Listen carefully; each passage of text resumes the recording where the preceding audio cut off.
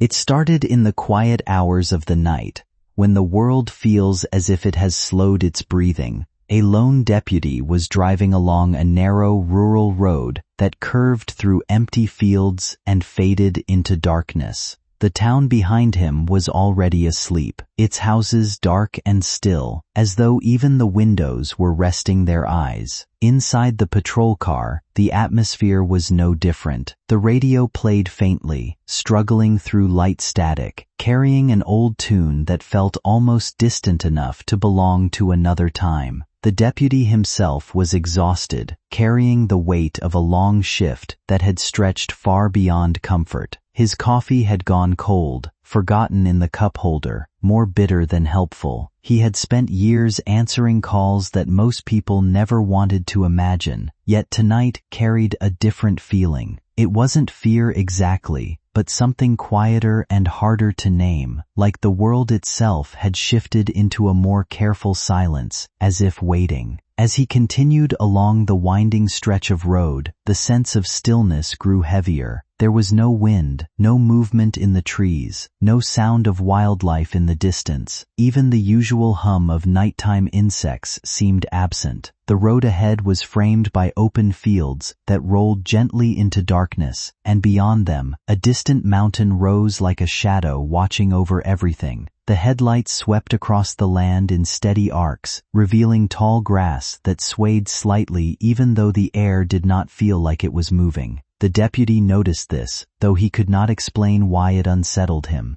It was not unusual for rural roads to feel empty, but this kind of emptiness felt intentional, as though the world had been carefully muted. He adjusted his grip on the steering wheel, trying to shake off the growing unease, telling himself it was just fatigue playing tricks on his senses. Without warning, the radio that had been softly playing in the background went completely silent. No static followed, no fading signal, just an abrupt absence of sound. The sudden quiet felt unnatural, almost as if something had cut the connection between him and everything else. He tapped the device lightly, then again, but nothing returned. For a brief moment, even the hum of the engine seemed less certain, as though it too had become uncertain about continuing. The deputy leaned forward slightly, eyes narrowing, as he looked down the road ahead. That was when he noticed a change in the air itself. It felt heavier, like pressure building without source. A faint, unpleasant smell drifted in through the partially cracked window, something earthy and unfamiliar, carrying a sharpness that made him instinctively roll the window down further, just to breathe more freely. As the car moved forward at a reduced speed, the headlights began to reveal more of the open field beside the road. At first, it looked normal, just uneven ground and tall grass stretching into darkness. But then, in the distance, a faint glow appeared. It was not bright enough to clearly define its source, flickering gently like something small struggling to remain visible. The deputy slowed the vehicle instinctively, trying to understand what he was seeing. The glow did not behave like fire or electricity. It pulsed irregularly, almost like it responded to something unseen. The longer he watched, the more it seemed to draw attention to a specific point in the field, as though guiding his eyes toward something that was otherwise hidden. The unease he had been ignoring began to settle more firmly in his thoughts, no longer something he could dismiss as imagination or fatigue. He stopped the vehicle at the edge of the road and stepped out into the stillness. The night air felt colder outside, sharper against his skin. With a flashlight in hand, he carefully moved toward the field, the beam cutting through darkness in a narrow line. As he approached, the glow faded slightly, replaced by something more defined in the distance. Shapes began to emerge from the grass, arranged in a way that did not seem random. A circle of stones lay ahead, each one placed with unusual precision, as if arranged by careful intention rather than chance. And within that circle, something rested on the ground. The deputy paused for a moment, his instincts shifting from curiosity to caution. The scene did not feel natural, but it also did not immediately suggest danger in the traditional sense. It felt like a moment frozen in time, waiting to be understood. A call was made, and within minutes, the quiet field was interrupted by distant sirens and flashing lights. Additional officers arrived, spreading out carefully as they approached the site. Their movements were controlled, deliberate, shaped by experience that taught them to treat every unknown situation with caution. The circle of stones drew immediate attention. They were smooth, evenly shaped, and placed with a precision that did not match the surrounding environment. In the center, a man lay still. His posture suggested no struggle, no visible sign of disturbance. Everything about the scene felt composed, almost arranged, as if it had been meant to be found exactly this way. Yet no explanation presented itself. There were no signs of forced entry, no footprints that clearly led in or out, nothing that could immediately clarify what had taken place. One of the officers stepped forward to assess the situation more closely. Experience had taught him what to expect in such circumstances: coldness, stiffness, and the unmistakable signs that come with time having passed. But as he reached out, something immediately felt off. The condition of the individual did not align with the expected timeline that had been reported earlier. There was warmth where there should have been none, an inconsistency that caused immediate hesitation. Another officer confirmed the same observation, leading to confusion rather than conclusion. The usual procedures were followed, but nothing matched what they were encountering. The environment itself offered no explanation. The ground was cool, the stones were cold, and the air held no unusual temperature shifts that could account for what they were sensing.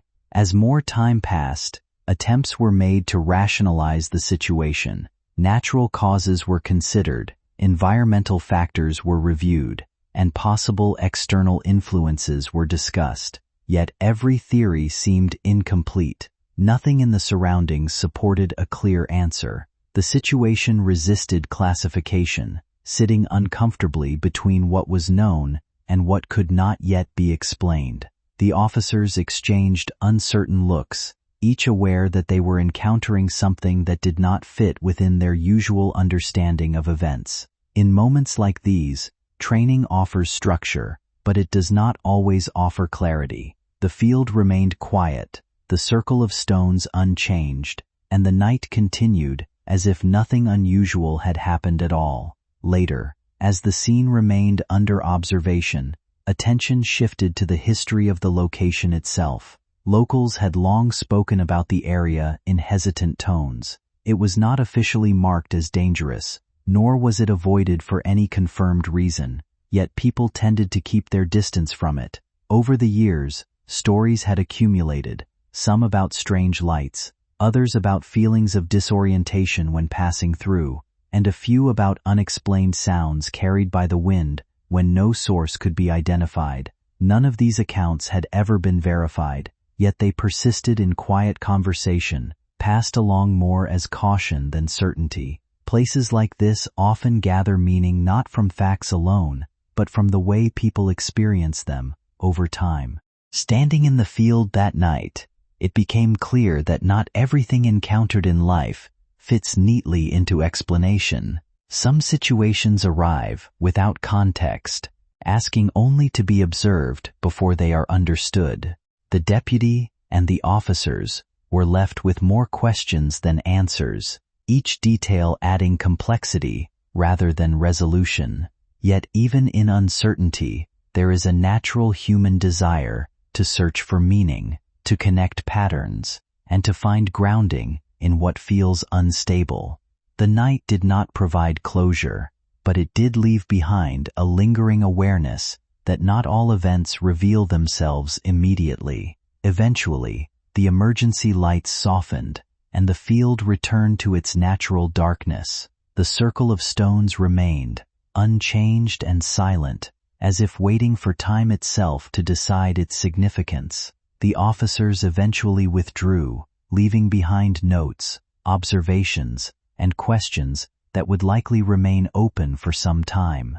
The deputy lingered for a moment longer before returning to his vehicle, carrying with him the same unease that had first begun the night. As he drove away, the road ahead looked the same as before, yet something within him felt altered. Some experiences do not end when they are over. They continue quietly in memory, reshaping the way the world is seen afterward. The stones, though, those stones are new. No one remembers seeing them before, not like this. They're too perfect, too smooth, like they were carved by hands that knew more than humans should. The officers noticed it too.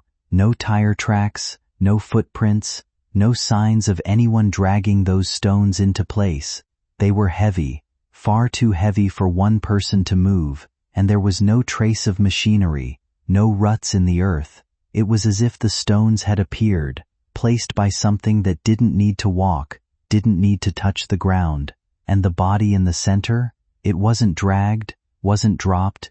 It was laid there, carefully, deliberately, like a piece of art, like a message. Who was this man? My child. I'll tell you soon. But first, you need to feel the weight of what happened here. This wasn't an accident, not a random tragedy. This was intentional, planned, carried out by something that doesn't answer to the laws of this world. The warmth in that body wasn't life. It was something else, something holding on to it, refusing to let it go cold. It was a sign, a mark, a warning, written in the language of the unseen. The officers felt it, even if they didn't say it. The air was wrong, the silence too heavy, like the field itself was watching them, waiting. This presence, my child, wasn't human. It wasn't kind. It was old. Older than the mountain. Older than the stories whispered by the town. It moved in the shadows, unseen but felt, its weight pressing down on every heart in that field. It didn't come with noise or fire or thunder. It came with silence, with certainty, with a power that made the stars seem small. And it wasn't there by chance. It had a purpose, a reason. And that reason was tied to the man lying in the grass. This man, he wasn't a stranger to the dark. He'd walked paths most would never dare, made choices that tied him to forces he couldn't control. He thought he could use them, bend them to his will, gain power, wealth, control. He thought he could make a deal and walk away unscathed. But you can't bargain with what's older than time. You can't outsmart what sees every corner of your soul. He called to the shadows, invited them in, and they answered. They gave him what he wanted. For a time. But the dark always collects, my child. It always comes for what's owed.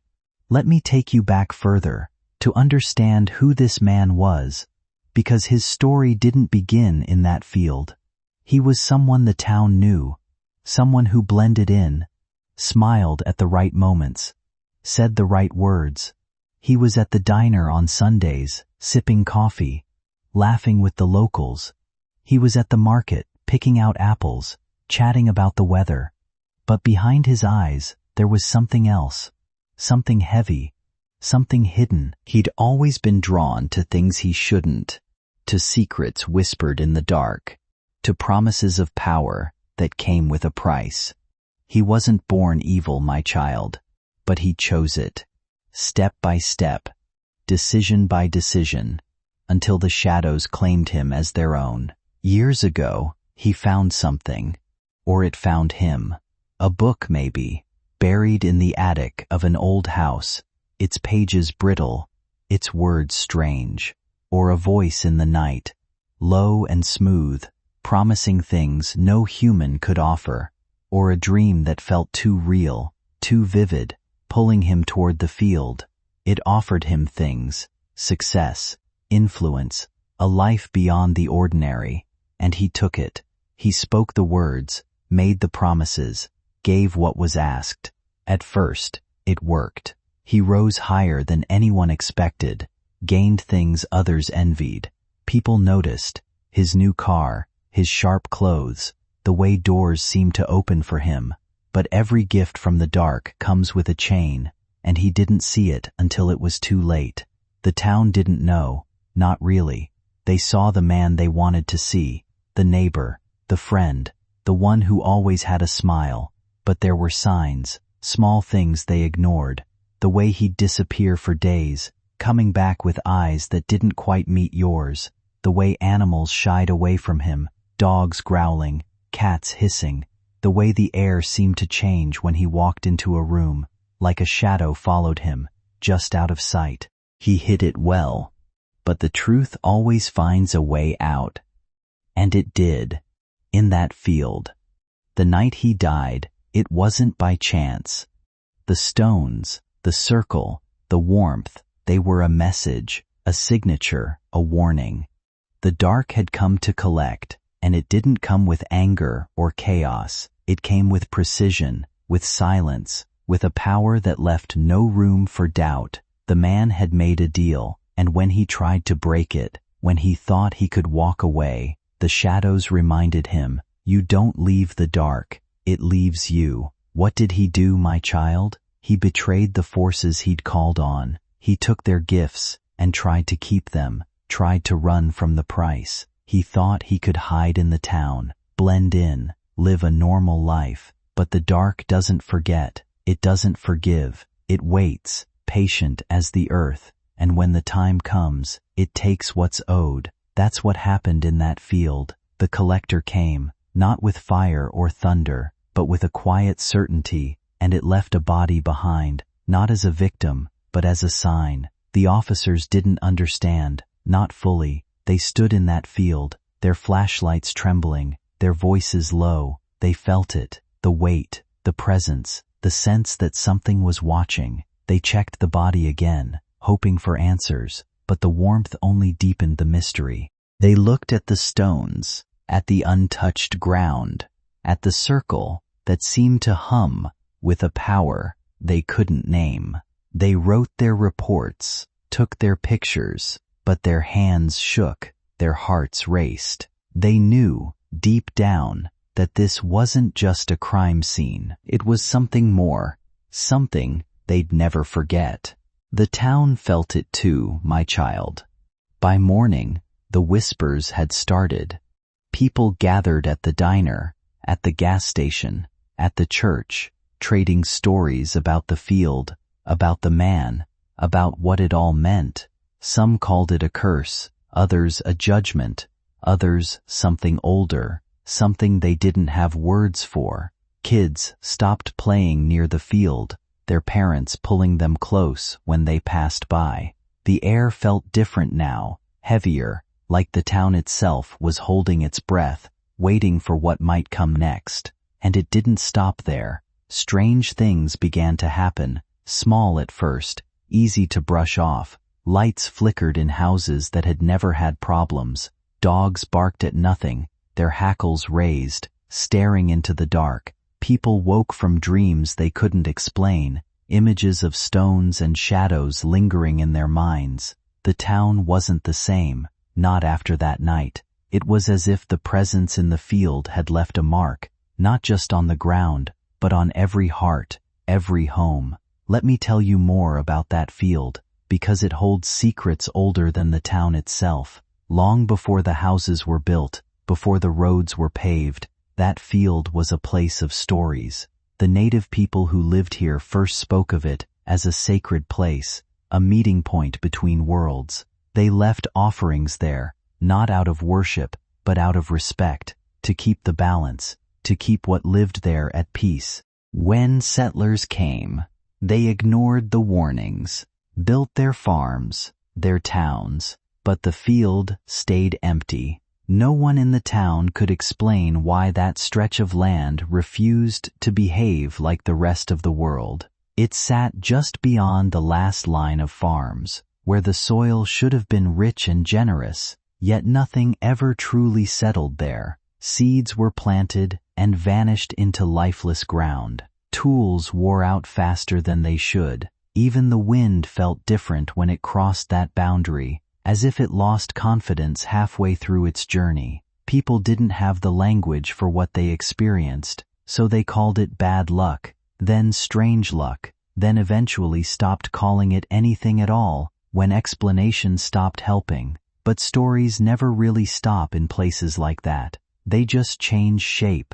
Older villagers spoke of a hunter who once followed tracks too far toward that land and never returned the same way he left.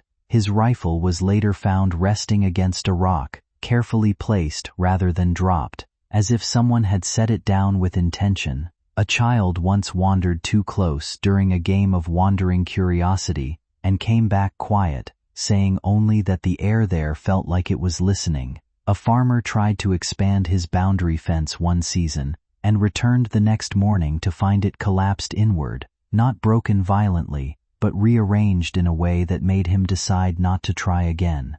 Over time, the place became less of a location and more of a question the town avoided asking too directly. It wasn't described as haunted or alive, not officially, but it carried a reputation that made people lower their voices when they passed it. The field, as everyone called it simply, was treated like something that existed slightly outside the normal agreement of reality, not dangerous in the way storms are dangerous, but unsettling in the way silence becomes unsettling when it lasts too long. Most people learned how to live around it. They adjusted their paths, their routines, even their curiosity, yet avoidance never fully removed awareness. The field remained in the back of their minds, like a thought you don't finish thinking. And then there were those who did not avoid it. The man whose story became tied to that place was not someone the town had ever considered unusual in any obvious way. He lived like others lived, worked like others worked, spoke like others spoke, but something about him leaned toward questions that had no clear answers. He was not satisfied with boundaries, especially the invisible kind. Where others felt hesitation, he felt curiosity. Where others felt caution, he felt invitation. People later said he had always been drawn to things that could not be easily explained, not in a reckless way, but in a way that suggested he believed understanding was always just one step beyond fear. The field became, in his mind, less of a warning and more of an unfinished sentence. At first, his visits were brief. He would stand at a distance, observing the stillness that seemed deeper than ordinary stillness. He noted how sound changed near it, how even small movements felt slightly delayed, as if the space itself processed reality more slowly. He would return home with more questions than answers, which only strengthened his interest rather than weakening it. Eventually, curiosity turned into familiarity, and familiarity slowly turned into confidence. That is often how boundaries are crossed, not in a sudden leap, but in repeated conversations with uncertainty.